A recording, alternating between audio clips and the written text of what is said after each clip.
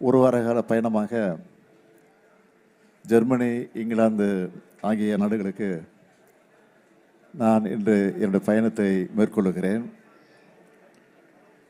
September 8ஆம் தேதி நான் திரும்பி வருகிறேன். தாயகம் தமிழகத்திற்கு திரும்பி வருகிறேன். இந்த பயணத்தில் தமிழ்நாட்டை நோக்கி தொழில் முதலீடுகளை ஈர்ப்பதற்காகவும் புதிய ஒப்பந்தங்களில் கையெழுத்து போடுவதற்காகவும் திட்டமிடப்பட்டிருக்கிறது. 2021 திராவிட முன்னேற்ற கழகத்துடைய ஆட்சி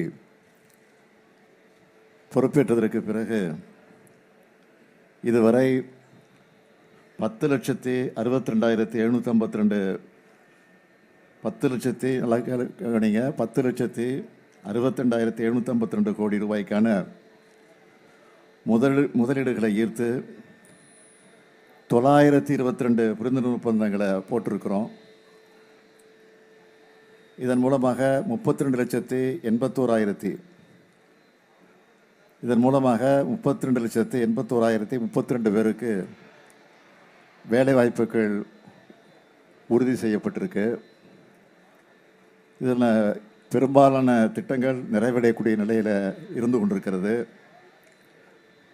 பல நிறுவனங்கள் ப்ரொடக்ஷனை ஸ்டார்ட் பண்ணிட்டாங்க.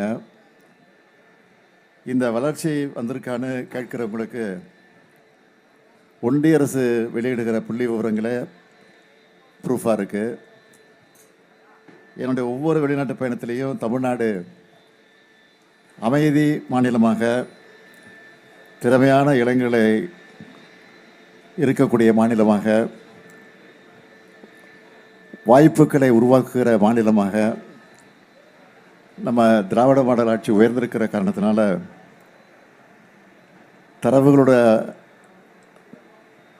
அந்த விவரங்களை எடுத்து சொல்லி தமிழ்நாட்டில் முதலீடு செய்ய அழைப்பு விடுத்திருக்கிறேன்.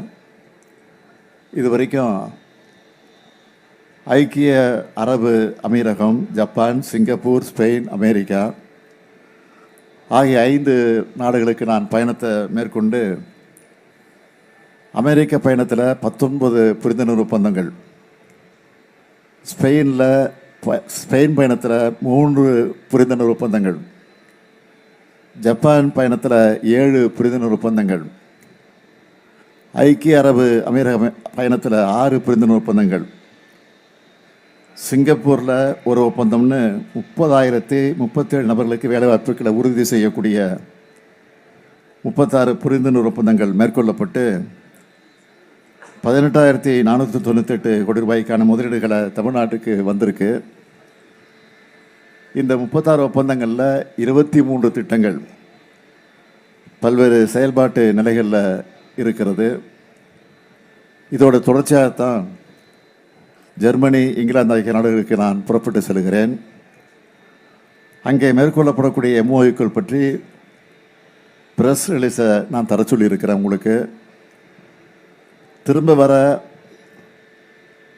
அன்னைக்கும் நான் உங்களை சந்தித்து இது குறித்து விவரமாக சொல்ல இருக்கிறேன். இந்த பயணத்தில் குறிப்பாக சொல்லணும்னா செப்டம்பர் 4ஆம் தேதி ஆக்ஸ்போர்டு யூனிவர்சிட்டியில் நடக்கிற சுயமரியாதை இயக்க நூற்றாண்டு கருத்தரங்க நிகழ்ச்சி நான் கலந்து கொண்டு பகுத்தறிவிப்புகள் தந்தை பெரியார் படத்தை திறந்து வைக்கக்கூடிய ஒரு அற்புதமான ஒரு நிகழ்வு நடைபெற இருக்கிறது. நாட்டிலேயே அதிவேகமாக வளர்ச்சி பாதையில் நடைபெறக்கூடிய நம்முடைய தமிழ்நாட்டை நோக்கி புதிய முதலீடுகளை ஈர்க்க நான் செல்லுகிறேன். ஆகவே உங்களுடைய வாழ்த்துக்கள் எனக்கு வேணும். தமிழ்நாட்டு மக்களோட அன்போடு நான் புறப்பட்டு செல்கிறேன் என்பதையும் உங்களிடத்தில் நான் மகிழ்ச்சியோடு தெரிவித்துக் கொள்கிறேன்.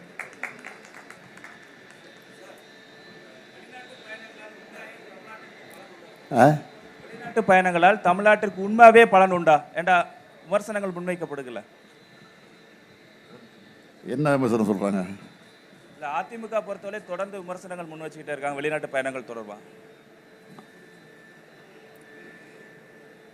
வெளிநாட்டு பயணத்தை பொறுத்த வரைக்கும் எதிர்க்கட்சி தலைவராக இருக்கக்கூடிய பழனிசாமி அவர்கள் இதை குறித்து கூட விமர்சனம் பண்ணியிருக்கிறாரு. பழனிசாமியை பொறுத்த வரைக்கும் தன்னுடைய பயணங்கள் எப்படி இருந்துச்சோ அப்படித்தான் இந்த பயணங்கள் இருக்கும்னு நினைக்கிறாரு. ஆனால் நான் கையெழுத்து போடக்கூடிய அளவுக்கு அனைத்து ஒப்பந்தங்களும் நடைமுறைக்கு வந்திருக்கு, வரப்போகுது, வந்திருக்கு. தமிழக சட்டமன்ற தேர்தலுக்கு இன்னும் ஒரு 7 மாதம் தான் இருக்குது. புதிய கட்சிகள், ஏன்னா திமுக கூட்டணியில் ஆல்ரெடி 9 கட்சிகள் பக்கம் இருக்காங்க, புதிய கட்சிகள் வர்றதுக்கு வாய்ப்பு இருக்கா சார்? புதிய கட்சிகள் வரவில்லையோ, புதிய வாக்காளர்கள் திமுக பக்கம் வந்து கொண்டிருக்கிறார்கள், அதான் உண்மை.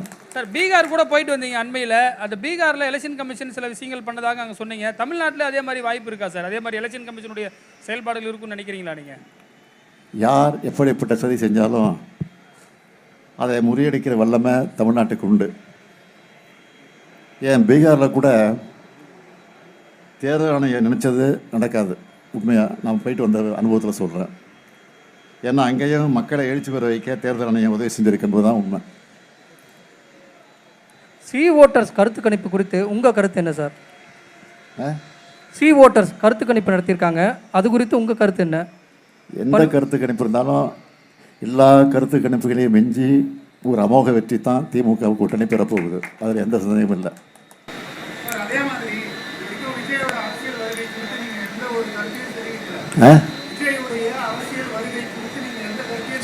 சொல்ல வேண்டிய அவசியம் இல்லை.